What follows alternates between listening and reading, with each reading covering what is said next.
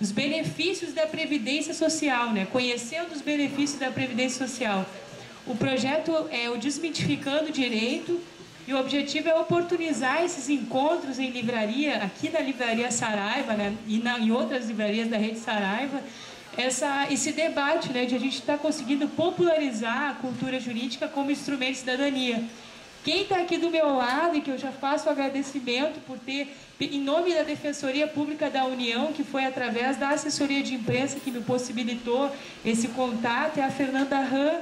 E a Fernanda Ram, ela é defensora pública federal, titular do Ofício de Direitos Humanos e tutela coletiva da Defensoria Pública da União, no Rio Grande do Sul. Ela é pós-graduanda em Direito Previdenciário pela Escola Paulista de Direito, lá em São Paulo, os meus amigos de São Paulo, coautora do livro Defensoria Pública Federal, questões dos 2 últimos concursos da Defensoria Pública da União, com gabaritos comentados pelos autores. A editora é a Verbo Jurídico. E eu quero agradecer a presença de vocês.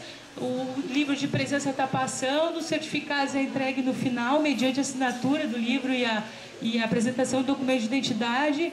Os livros que vão ser sorteados, então, é o Direito Processual Constitucional Alemão, da editora Atlas, a Maria Cristina Liu, que é do Leonardo Martins, a Márcia Cristina Liu Magalhães, Poetária Preciso, que é uma poeta, nos mandou o livro, Fernanda Tartucci, do Grupo GEM, editora, né? Editora Método, Processo Civil, Estudo Didático, vai ser feito sorteio. Misael Montenegro Filho, projeto do novo Código de Processo Civil. Então, o sorteio é para aqueles que assinarem o livro e permanecerem até o final. Quero que vocês aproveitem bastante essa oportunidade, perguntem, esse espaço é democrático e só cresce com a presença e a participação mesmo de vocês.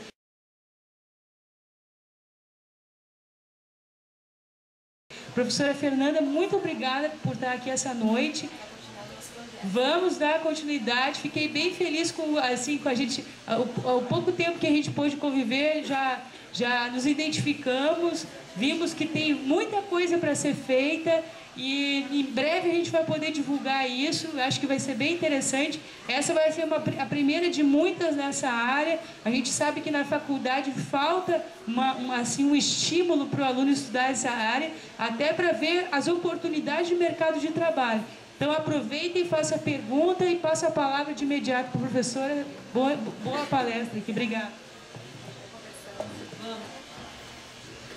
Boa noite a todos. Eu agradeço imensamente, vou aproveitar a presença da Carmela para agradecer a ela pessoalmente o convite, né, feito à Defensoria Pública da União, acreditando, né, na instituição, para que pudéssemos ser representada aqui hoje por mim. Para falar sobre esse assunto que, queira ou não, ainda é muito desconhecido pela população, pelos estudantes e profissionais do direito, né? Esse intuito desse projeto de desmitificar, né, o direito, eu achei interessantíssimo, porque há realmente muitos mitos na Previdência Social que muitos de vocês, com certeza, têm em mente e que hoje eu tenho o intuito, né, de tirá-los, né, e tentar aclarar um pouco as ideias, esclarecer o que efetivamente existe na Previdência Social, os benefícios que compõem a Previdência Social. É claro, né, que nós não temos a pretensão de esgotar o tema, porque vocês devem já imaginar que a Previdência Social ela é um arcabouço de legislação, né? Ela tem todo um regramento específico, mas eu consegui extrair de algumas questões, de alguns benefícios, algumas peculiaridades que eu acho importante trazer aqui para o nosso debate. Acho importante também abrir o espaço para a nossa discussão. Com certeza vocês terão algumas dúvidas. E aí, a partir disso, a gente vai discutindo e vai trazendo também outras questões que, eventualmente, eu não tenha falado. O primeiro ponto, né, quando a gente fala em Previdência Social, nós estamos falando de um plano de benefícios da Previdência Social que está estabelecido no na lei, 8.213 de 91, e no decreto 3.048 de 99. Então, é um ponto inicial que nós temos, assim, referente aos benefícios da Previdência, é onde está estabelecida a regra geral, né, e as determinações legais referente aos benefícios, né. O que eu noto na minha atividade corriqueira de defensora pública federal, já trabalhei especificamente com Previdência Social durante 4 anos no Rio de Janeiro, e agora estou na área de direitos humanos, tutela coletiva, que não deixa também de envolver questões previdenciárias, né, porque o direito da Previdência Social é um direito humano, né, que visa dar condições de subsistência e garantir a dignidade da pessoa humana. Que as pessoas, né, os segurados e os dependentes da Previdência desconhecem, né, os benefícios que são compostos à Previdência Social. Isso é muito ruim, né, porque, na verdade, você é beneficiário, você é titular de direitos e não sabe como exercê-los, né? Ou, como eu falei, criam mitos, diversas situações, e que a gente vai trabalhar um pouquinho hoje sobre isso, criando, né, algumas regramentos próprios que, na verdade, é de cultura popular, mas que não é condizente com a realidade da lei, né, o que está determinado na lei. Inicialmente, eu acho importante a gente trabalhar com o conceito de que toda pessoa que exerce uma atividade remunerada é segurada da Previdência Social. Antes disso, eu acho que tem que fazer um pequeno detalhe aqui. Existe a Previdência Social e existe a Previdência Privada, né? Que é aquela que a gente vai no banco, faz a Previdência, escolhe lá o banco, escolhe as regras. Não é o que a gente vai trabalhar aqui. A gente vai trabalhar com a Previdência Social, que é um sistema de previdência do Estado, que o Estado oferece ao cidadão. E aí, voltando ao que eu estava falando, toda pessoa que exerce uma atividade tão remunerada é vinculada obrigatoriamente. Há pessoas, no entanto, que desejam se vincular à Previdência Social pelo seu bel prazer, como as donas de casa, que a gente sabe, que muitas vezes lutam, né, para serem inseridas na Previdência Social, mas elas têm que se vincular quando tiverem vontade disso. E elas vão pagar facultativamente. Agora, toda pessoa, então, que é trabalhadora, né, as pessoas que trabalham nessa livraria, são vinculadas obrigatoriamente. A livraria recolhe a Previdência Social, então elas são obrigadas, são vinculadas obrigatoriamente à Previdência. Temos também aquelas pessoas profissionais liberais, os contribuintes individuais, que a gente chama. Vamos pensar naquela vendedora de cosméticos, daquele livrinho, né, que nós já conhecemos. Ela não é vinculada a essa empresa, ela não é empregada dessa empresa, mas ela exerce sua atividade, vende seus produtos e ofere renda. Ou seja, essa pessoa também é obrigatoriamente vinculada à Previdência Social, deve recolher aos cofres da Previdência. E por que isso? Por que existe esse sistema obrigatório de vinculação à Previdência Social? Né? Vamos pensar que por que o Estado, né, e na verdade criou essa sistemática, a Constituição, né, corroborou, trazendo uma longo, né, artigos constitucionais trabalhando sobre a Previdência. Porque as pessoas não são previdentes, né? A gente não pensa muito no que vai acontecer amanhã. A Previdência Social, ela não trabalha com as coisas boas da vida, né? Talvez a maternidade seja uma coisa muito boa, né? Mas somente isso, assim, porque ela trabalha com eventos de morte, invalidez, doença, idade avançada, que não é que seja uma coisa ruim, mas que, de certo modo, inviabiliza talvez um trabalho, né, concorrência com quem tem 18 anos, e com certeza cria uma disparidade. Então, a Previdência Social, ela tem como intuito, ela vai acontecer na vida das pessoas quando? Quando a força de trabalho, quando a idade avançada, quando uma morte ocorrer, ela vai surgir. De que forma? Através de benefícios previdenciários. Então, quando eu estou trabalhando, essa pessoa, né, que veio dos cosméticos do livrinho, ela está trabalhando, ela está feliz, né, realizado, o trabalho dignifica o homem, a Constituição a todo momento ressalta que um dos valores, né, da dignidade da pessoa humana é o trabalho. No momento em que ela não consegue mais exercer o trabalho dela, que é com o qual ela retira a sua subsistência, Por quê? Porque ficou doente, incapacitada para o trabalho, ou foi presa. O que acontece, né, na vida dela? Ela não vai ter mais dinheiro. E por que o Estado se preocupa, então, em criar um sistema de previdência? Para que, no evento, incapacidade, invalidez, morte e tudo mais, haja um suporte financeiro para proteger as pessoas que auferiam renda ou seus dependentes. Daí essa importância da previdência social na vida das pessoas. Porque essa pessoa, então, que pagava luz, água, telefone, aluguel, alimentação, suas roupas, com seu oriundo, fruto do seu trabalho, no momento em que ela não pode mais trabalhar, o que acontece? Fica sem renda. Daí entra a previdência social. Esse primeiro ponto que tem que estar muito claro, e talvez as pessoas também não reconheçam a importância do direito previdenciário, que está tomando uma dimensão tremenda no cenário jurídico. Aos colegas aqui presentes que pretendem exercer advocacia nessa área, ou que pretendem fazer concursos federais, que basicamente exigem, né, nos seus cronogramas de estudo a matéria de previdenciário, é porque realmente ele está em toda parte. Está na nossa vida, está na vida de vocês aqui, né?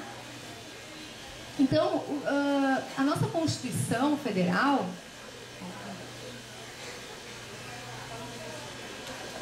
ela estabeleceu quais são os riscos sociais, eu já vou explicar o que é essa palavra risco, visa a previdência social a proteger. O que então é risco social? São situações inesperadas na vida das pessoas, né? Como eu falei, por exemplo, a maternidade pode ser esperada ou inesperada, né? Mas são situações que ocorrem na vida das pessoas que retiram a possibilidade, né, de elas exercerem a força de trabalho delas. Muito para que... E aí surge, então, a Previdência Social para substituir essa renda. Renda para o segurado ou para os seus dependentes. Depois a gente vai trabalhar um pouquinho de quem são segurados, os dependentes da Previdência Social. Então, a Constituição lá diz quais são, então, esses riscos. Morte, invalidez, doença, prisão, maternidade. Deixa eu ver se esqueci algum. Tem também o salário família, que não tem um risco social, mas é uma proteção aos segurados que têm dependentes menores de 16 anos, para dar um reforço na renda familiar. Então, ela estabelece essas palavras, assim, morte, invalidez, doença. E aí vem o plano de benefício da Previdência Social, que está esculpido naquela lei que eu falei antes, estabelecendo, então, quais são os benefícios que serão criados para atender aquilo lá que o Constituinte determinou. E aí vem o quê? As aposentadorias, a aposentadoria por invalidez, o auxílio-doença, a aposentadoria especial, a aposentadoria de contribuição especial por idade, vem o salário maternidade, para os dependentes vem a pensão por morte, vem o auxílio reclusão. Então esses benefícios eles não estão do nada no sistema de planos de benefícios.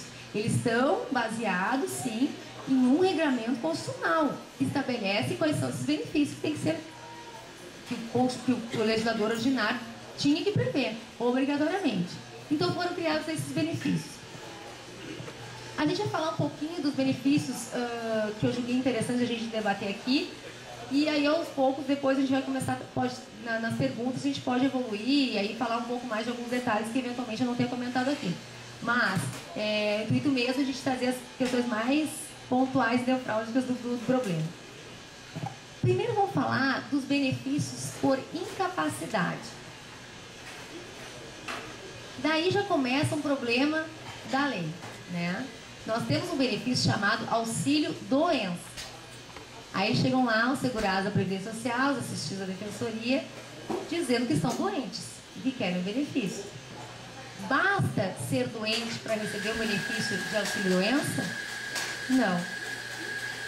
Começa aí até um erro de nomenclatura, né, que a gente questiona, nós né, que sempre estamos estudando as questões previdenciárias, de que isso tem, no mínimo tem que ser mudado, né? Que esse benefício tem que ser chamado de quê? Benefício por incapacidade temporário.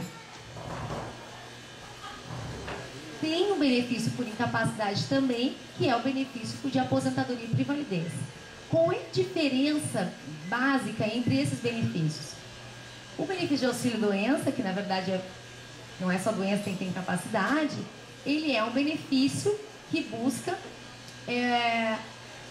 substituir a renda do trabalhador que está incapacitado por mais de 15 dias. Então a pessoa está mais de 15 dias doente e incapacitada, não pode mais voltar ao trabalho depois de 15 dias. A Previdência então assume o papel do empregador pagando esse benefício, né? Que não é um benefício de valor integral, ele é um coeficiente que a gente chama de 91%, que é uma incapacidade que é analisada referente ao trabalho que a pessoa exercia. Então vamos pensar assim, uma telefonista que eventualmente tenha perdido, tem um problema nas amígdalas, na voz e não consegue mais falar, ou tem uma voz está muito rouca por mais de 15 dias. Vou dar um exemplo bem, para ser bem esclarecedor. Ela talvez possa exercer outra atividade, mas o benefício é analisado de que modo? Outra atividade telefonista, porque aquilo que estava exercendo, aquilo que ela tinha renda recebendo, se ela não pode mais exercer temporariamente a atividade, vamos supor que ela vai ficar 3, 4 meses nessa condição de não poder falar, ela vai receber o benefício de auxílio-doença. Ok? Já o benefício de aposentadoria por invalidez é um benefício que se destina a substituir a renda do segurado no caso em que houver uma invalidez total e permanente. Então a pessoa não consegue trabalhar nem para aquilo que ela fazia, nem para qualquer outra atividade. Ela não consegue exercer mais qualquer serviço, qualquer trabalho. No judiciário, eu acho importante também trazer um pouquinho a visão do judiciário e a flexibilização e a importância do poder judiciário nessas causas, porque o INSS ele é muito rigoroso, né, nas suas avaliações, né, e tal. E daí também o grande campo que se abre para o direito previdenciário, porque quem advoga também na área privada, porque realmente o INSS tem umas visões muito restritas, assim, não tem muita possibilidade de subjetivismo que o judiciário, no caso concreto, se permite, né. Tem um caso emblemático que a gente sempre comenta, que é o caso seguinte: o cara é um motorista de caminhão, 20 anos trabalhando como motorista, e ele não consegue mais trabalhar como motorista. É um cara que tem primeiro grau completo, nunca mais se profissionalizou em nada, e ele fica incapacitado para o trabalho dele, de motorista. O que acontece? Ele fica recebendo auxílio-doença durante, sei lá, 4 anos. Não consegue mais voltar para ser, não consegue mais ser motorista. E esse cara tem 55 anos de idade, 52 anos de idade, trabalhou 20 anos como motorista. E essa é a vida dele, laborativa, contributiva e tudo mais. Como que a gente pode dizer para essa pessoa que trabalhou 20 anos sendo motorista de caminhão, se tem que se profissionalizar nessa área, para ele, então, chegar ao perito do INSS e dizer assim: olha, o senhor pode ser telefonista, o senhor pode trabalhar no escritório, sentado, não fazendo muito esforço. Quer dizer, será que exigir dessa pessoa essa condição, esse trabalho, que foge totalmente da seara dele, uma pessoa que já tem uma certa idade, de um certo nível de contribuição alto, de 20 anos, será que seria razoável exigir dele isso? Claro que o INSS tem uma questão de... um dos serviços prestados pela Previdência Social é a reabilitação social. Em outro, reabilitação do trabalho, né, para outra atividade. Mas se esse cara não consegue se reabilitar, aí o INSS com certeza não concede para ele o benefício de aposentadoria, ele ficar recebendo certo o resto da vida auxílio-doença, se ele não se reabilitar. Nós conseguimos judicialmente, né, claro, flexibilizando o juízo em matéria de prova e tudo mais, diante das peculiaridades do caso concreto, de quem ele é, o cara que não teve profissionalização, que tem primeiro grau completo, tem 55 anos, trabalhou 20 anos, se não seria melhor conceder a aposentadoria por invalidez. Porque daí a incapacidade passa a ser social. Exigir a inserção dele no mercado de trabalho é cruel nesse estado, né? Uma pessoa que só fez a vida inteira ser motorista. Então são casos que a gente consegue, às vezes, judicialmente, fazendo uma boa prova, uma boa avaliação, uma boa argumentação judicial, convencer o juiz de que ele teria direito. E isso a gente, em vários casos, e principalmente aqui no Rio Grande do Sul, que é que a gente considera, né, no campo da área previdenciária, um dos mais evoluídos dos tribunais, no que tange a matéria previdenciária e pró-segurado, né, de conseguir esse benefício. Então, vejam, neste caso, a incapacidade não é total e permanente para toda e qualquer atividade, mas por uma questão social, do meio em que ele vive, das condições pessoais dele, neste caso é possível. O INSS não concede assim, com certeza o INSS nunca vai conceder esse benefício dessa forma, mas judicialmente é possível se ingressar e a jurisprudência caminha nesse sentido desta possibilidade.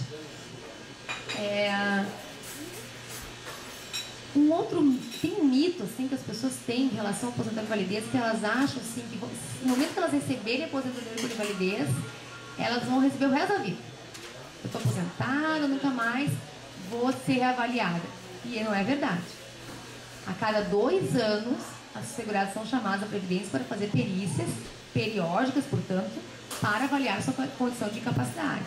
Se eventualmente o INSS fazendo a perícia verificar que a pessoa voltou a ter capacidade de trabalho, ela vai ser reinserida no mercado. Quer dizer, vai ter todo um tratamento diferenciado para ela, não vai ser abruptamente jogada no mercado, mas ela vai passar a receber menos até se tentar se reinserir no mercado de trabalho. Então, não é uma coisa que não é totalmente garantida. As pessoas têm essa visão um pouco, né, desvirtuada, não é assim. Outra questão que muitas pessoas desconhecem, e se vocês conhecerem pessoas que recebem as invalidez e estão numa condição como eu vou falar agora, é importante ter conhecimento que a Previdência Social é um pouco falha nesse sentido. As pessoas que são incapacitadas por invalidez, uma pessoa tetraplégica, ou um cego, uma pessoa que precisa da ajuda de terceiro, ela tem direito a 25% do seu benefício a mais. E, infelizmente, o INSS ele não tem muitas vezes, dependendo do servidor que atende, né, de alertar o segurado disso. Olha, né, quem sabe? Aí ele diz assim, a pessoa tem que requerer. Às vezes a pessoa não sabe que tem direito, né? Eu tinha um caso, particularmente na defensoria, que o rapaz é cego, mas muito lúcido, assim, uma compreensão muito grande sobre as coisas, assim. E ele me comentou que ele achava um absurdo que ele deveria ter direito ao benefício desde o início da concessão da aposentadoria por invalidez dele, porque ele ficou cego desde aquele dia que foi requerer, ele já estava cego. E que ele precisa de alguém para viver, né, um terceiro lá para ajudar ele a fazer as leis diárias e tudo mais. E que ele ficou sabendo, numa notícia lá, não sei se foi até na Voz do Brasil, que havia esse direito e ele requereu, e o INSS só deu a data do requerimento. E aí ele me convenceu também, né, que na verdade fazer retroagir a data do pedido dele de aposentadoria desde lá de 90 e tantos, porque ele é cego, ele não tinha nem condições de ler a lei, né. Claro que existe lei, CD e tudo mais, mas lá em 91, né, hoje está super informatizado, mas naquela época não tinha. E eu acho, eu não sei como é que terminou o processo dele, para mim está no Rio de Janeiro, mas realmente, né, na verdade o INSS deveria desde já conceder o benefício, um direito dele, está na lei, mas ainda tem esses ranços assim na Previdência. A Previdência está evoluindo muito, capacitando muito seus servidores, os servidores estão sendo mais humanos, estão sendo mais humanizados, mas ainda tem que melhorar muito, assim, né? A gente trabalha constantemente com a Previdência, tentando fazer esse trabalho, assim, a Defensoria Pública, né? Porque nosso público são pessoas carentes muito vulneráveis, então são pessoas que a compreensão delas quanto aos direitos são ainda muito rasas, assim. Então eles não têm esse poder assim de instigar, de perguntar e de pedir as coisas, né? Então, assim, mais ou menos essas questões referentes aos benefícios por incapacidade. Falando um pouquinho então agora sobre a aposentadoria por idade, ela visa atender aquele risco social lá do legislador constituinte, que é a velhice, proteção à velhice. Então, o que o Estado entende, né, no fato dessa aposentadoria? Que a pessoa chegando a uma certa idade não tem esforço, assim, nem disposição para trabalhar, né? E seria razoável que não se proíbe o trabalho depois de aposentado, pode continuar trabalhando, mas o Estado dá esse suporte, que se ela quiser parar de trabalhar e receber o benefício, ela vai receber. Se ela quer continuar, continua, e vai continuar recebendo o benefício também. E ela tem como requisitos básicos para homem que é de 65 anos e para mulher 60 anos de idade. E hoje, para quem você quer se aposentar hoje na Previdência Social por idade, tem que ter 15 anos de contribuição. Uma coisa que o Poder Judiciário mudou muito, foi muito interessante que aconteceu e mexeu muito assim na vida das pessoas, foi a questão de que o INSS exigia que a pessoa, quando fosse requerer o benefício na Previdência, tinha que estar vinculado a ela, ou seja, tinha que estar trabalhando. Tinha que ter qualidade de segurado, a gente fala isso. E isso foi levado aos tribunais e foi adiante, foi o STJ, que definiu a questão. Não, peraí. A pessoa, ao fazer a idade, ela não precisa estar vinculada naquela época ao INSS.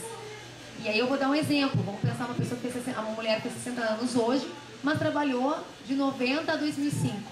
Não conseguiu mais trabalhar. Até porque no final quanto mais idade se tem, o mercado de trabalho é um pouco mais cruel, né?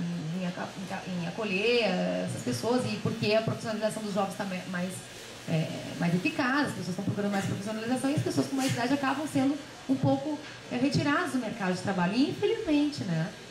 Daí porque o STJ então acabou entendendo que não, peraí, se ela tem o tempo de contribuição necessário, quando ela fizer a idade, ela tem direito ao benefício. Isso foi uma revolução, uma modificação bastante relevante em questão da concessão de benefício por idade, porque antes não se entendia assim, tinha que estar vinculado, ou seja, tinha que ter trabalhado um pouquinho antes de se aposentar. O que, de certo modo, não é razoável frente à realidade social que nós vivemos, né? Como eu falei, da pessoa com mais idade ter mais dificuldade de estar no mercado de trabalho. Até porque as pessoas estão muito tempo na mesma empresa, acabam tendo altos salários, e as empresas acabam cortando, né, para diminuir custos e tudo mais.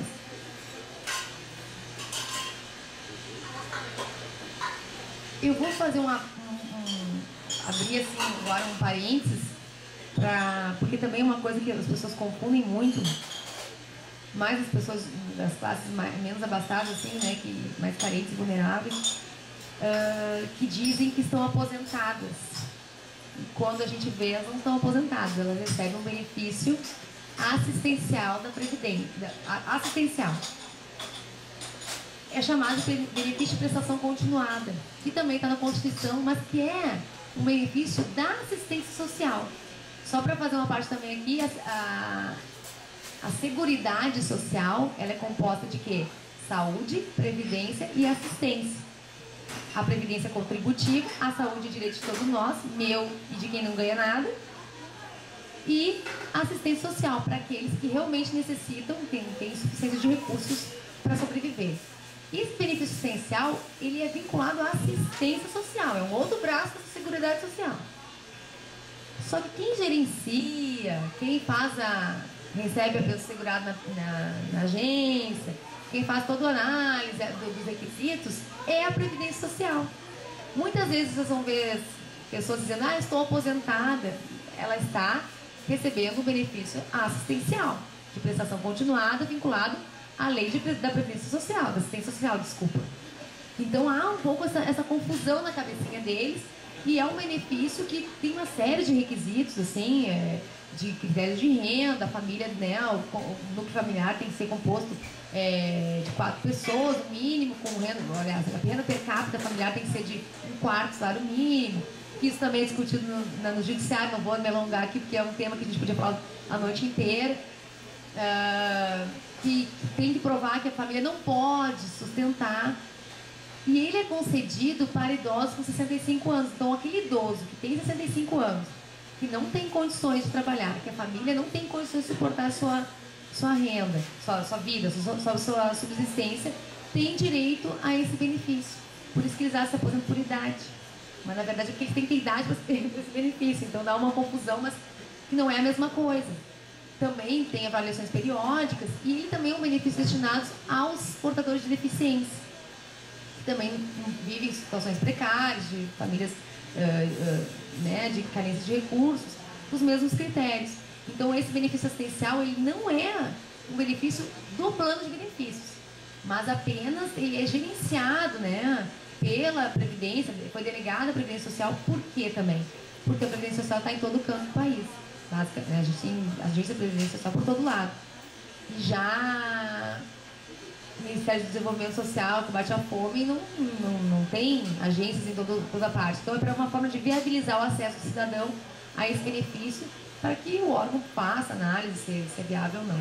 Eu fiz esse parênteses porque às vezes as pessoas acham que vocês vão conversar com pessoas que estão dizendo que estão aposentadas e não estão recebendo esse benefício assistencial, que é precário, né? Que pode ser revisto a qualquer momento e não tem direito a 13º, eles brigam muito por isso, né? Chegam na defensoria lá, não recebi uma 13º, não, você não está aposentado, você não pode receber uma pensão por morte e um benefício assistencial, e também se confundem em relação a isso.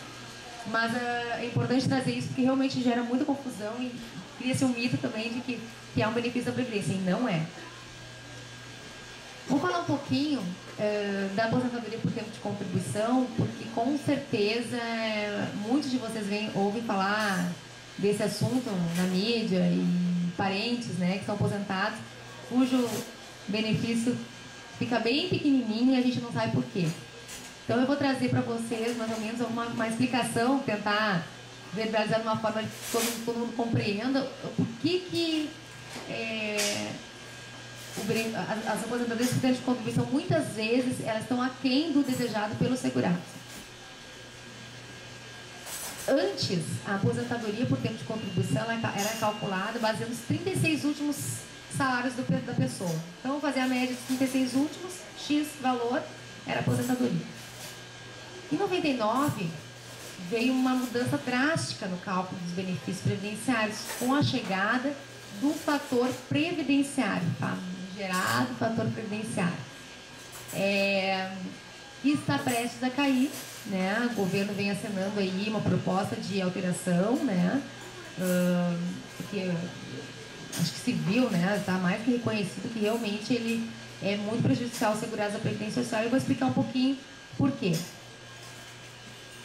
A aposentadoria, hoje, né? Para se aposentar por tempo de contribuição, a pessoa não precisa ter uma idade mínima na Previdência Social, tá? Diferente da Previdência de servidores públicos. Não tem idade. E eu vou fazer uma parede. Por que não tem idade? Porque no Congresso um deputado votou errado. E no momento que ele votou errado, e era determinante o voto dele lá para mudar o cenário, não, caiu a idade da emenda, e aí não teve idade, não foi votada a possibilidade de ter idade para a aposentadoria. Daí foi criado o fator previdenciário como uma forma de, vamos tentar melhorar essa situação, porque sem idade vai ficar difícil, sem ter uma idade limite, vai ficar difícil de a gente pagar os benefícios para pessoas muito cedo, porque isso vai acontecer, pessoas com 50 e poucos anos de idade estarem aposentadas. E aí criar o tal do fator previdenciário. O que é o tal do fator previdenciário? Ele é um cálculo, né? Ele é uma fórmula, né? Melhor dizendo, que ela se compõe de 3 fatores. Ela leva em consideração a idade da pessoa, o tempo de contribuição e a expectativa de sobrevida. O que é isso? Quanto tempo? Se eu estou me posicionando com 52, quanto tempo diante do IBGE, né? Hoje está em 72, 73 anos, me corrija se eu estou errado. Quanto tempo eu tenho ainda para receber benefício, né? Considera assim que eu vou morrer com 73, quanto tempo a INSS vai ficar pagando o benefício. Então, esses 3 fatores, eles compõem essa forma, que é uma forma imensa, né? Que está na lei, vocês podem procurar, ela vai estar lá na lei, que vai gerar o cálculo, que vai contribuir para o cálculo do benefício. Então, vou exemplificar, porque eu tenho um caso concreto de uma assistida da Defensoria Pública, inconformado com o valor do seu benefício, com toda a razão. O que acontece? Ela veio na Defensoria dizendo que contribuía sempre sobre 2 salários mínimos.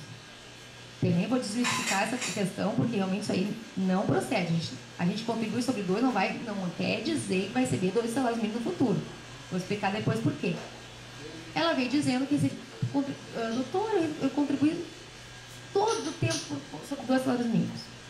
E agora estou recebendo 600 e poucos reais.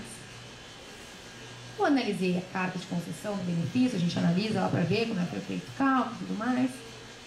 O que aconteceu? Ela se aposentou com 53 anos de idade. Pediu aposentadoria. E ela... A média... Aí o que acontece? O INSS hoje faz o quê? Ele pega os 80 maiores salários da pessoa desde julho de 94. Isso é o cálculo atual, né? Tem sido feito. Os 80 maiores, tira os 20 menores, aqueles que pequenininhos lá que a pessoa contribuiu, não desconsidera. Pega os 80 maiores, faz uma média. Para ela, essa média deu R$954. Podia parar por aí, né? Já tem tempo, já tem uma idade lá que a lei não estabelece, mas se estabelecesse, talvez fosse essa idade. Tem 53 anos, ela recebeu R$954. Quanto é que foi o benefício dela? 600 e poucos reais. Por quê? Porque o fator previdenciário dela, porque ela é muito nova para o fator, deu 0,50 e poucos, lá, 0,60 e poucos. Ele incide sobre aquela média. Ou seja, ela perdeu 300 e poucos reais, isso 300 e poucos reais mensalmente, né? A vida inteira depois de aposentada é muita coisa, né? Então, vejam que é óbvio que ela ficou indignada com o valor e eu tive que explicar e, né, verbalizando de uma forma bem, tentando verbalizar de uma forma fácil que ela compreendesse. Mas por quê? Porque existe o tal do fator previdenciário que ele acaba por considerar alguns fatores que, principalmente a idade, é um desestimulante para a pessoa se aposentar se ela for muito nova. Então, o que o fator previdenciário, ele que tentou, né, já que não foi votada a questão da idade, tentou fazer? Olha, continua trabalhando. Vai trabalhando, estimulando as pessoas a trabalharem mais para se aposentar melhor. Né? Claro que essa senhora, ela se aposentou, ela aceitou a aposentadoria e tudo mais e pode continuar trabalhando, né? Não tem nenhuma proibição de continuar trabalhando. Mas não é a realidade, né? Muitas pessoas continuam, mas outras não conseguem mais trabalho e tudo mais. Então, claro que para ela foi muito prejudicial. Mas se aposentou muito cedo, né? Ao passo que já vi casos de pessoas de conseguir ganhar mais do que a média. Por quê? Porque elas se aposentaram com tempo de contribuição maior. O senhor lá tinha 37 anos de tempo de contribuição e tinha 64 anos de idade e decidiu se aposentar. Para ele, o fator previdenciário foi maior que que a gente chama, né? O índice foi maior. Então, a média dele, vamos supor que ficasse R$1.000, ele passou a receber 1.200. Vejam que o intuito do fator previdenciário foi justamente esse. Né? Claro que talvez não foi isso que motivou o segurar, talvez ele nem sabia, né? Vou parar agora de trabalhar. Né? Às vezes as pessoas não sabem, não têm conhecimento na hora de requerer, acaba trabalhando mais do que precisaria. Mas no caso dele foi vantajoso, porque ele trabalhou mais e ganhou mais. A proposta do governo, então, é tirar o fator previdenciário, ter outros critérios, colocar a idade e tudo mais, mas nem cabe a gente trabalhar aqui hoje com essas ideias, porque pode ser que não venha à tona e recém o projeto vai ser apresentado no Congresso, então tem muita discussão pela frente. Mas a ideia é te tirar, porque realmente, como os exemplos que eu dei aqui, para um foi bom, mas é exceção, para a maioria as pessoas não entendem. E sobre o que eu estava falando antes, sobre a questão de eu contribuo sobre 2, eu vou ganhar sobre 2. Isso é um mito. Né? Vamos falar do nosso tema aqui, é um mito. Vamos parar com esse entendimento, porque realmente a gente tem que entender que existe uma média, né? As pessoas, hoje, quem entra na Previdência Social, hoje, né? A pessoa lá, 18 anos, começou a trabalhar, ela vai ter garantido o cálculo do seu benefício previdenciário durante os 35 anos, vamos por homem, 35 anos a média de todos os anos. Né? Então, mesmo que ele contribua sobre 2 anos da vida inteira, se tivesse o fator previdenciário ainda vigendo, vai determinar também a questão da idade, do tempo de contribuição, e a expectativa de sobrevida. Então, não é só contribuir. E isso as pessoas têm muito em mente, claro, porque é natural que as pessoas pensam assim, contribuir sobre 2, quero receber sobre 2, é uma questão lógica. Mas o que a doutrina, né, o que os expertos falam sobre isso, porque na verdade a Previdência Social não é minha, não é uma conta da Fernanda Ram lá na Previdência Social, né? É uma conta que eu boto o dinheiro lá e vai pro bolo para pagar os benefícios que hoje os segurados estão recebendo. Então, amanhã vai ser dinheiro de outras pessoas. Então, não é uma conta da Fernanda, não é um sistema de capitalização como é na previdência privada. Na previdência privada, você tem diferente. Você vai lá, contribui, vai ter uma conta, vai ter um resgate, né? Vai ter todo um outro processamento, é diferente. A previdência social é um bolo, joga o dinheiro lá e, infelizmente, vai para outras áreas, né? Então, às vezes, sai da previdência para a saúde, vai para assistência, e daí falam da tal do roubo da previdência. Também é uma questão um pouco do meu ponto de vista, assim, né, que a gente fica estudando essa matéria e fica lendo sobre isso e vê que realmente não há um roubo da Previdência. O que há é que ao longo dos anos houve um deslocamento do dinheiro destinado à Previdência para outras áreas. E aí, claro, existe um déficit, mas existe o dinheiro, né? E não é só o dinheiro do contribuinte que está entrando ali na Previdência. Né? Nós temos os concursos prognósticos, temos as próprias empresas pelas folhas de salário dos seus empregados. Né? Então, uma empresa que paga um salário de 50 mil reais para um funcionário dele, claro que ele vai pagar sobre o teto da Previdência para o funcionário, mas na folha de salário vai contar 50 mil reais. E sobre esse valor vai incidir a outra contribuição. Então, assim, não é só a contribuição do segurado, é de várias outras contribuições. Então, assim,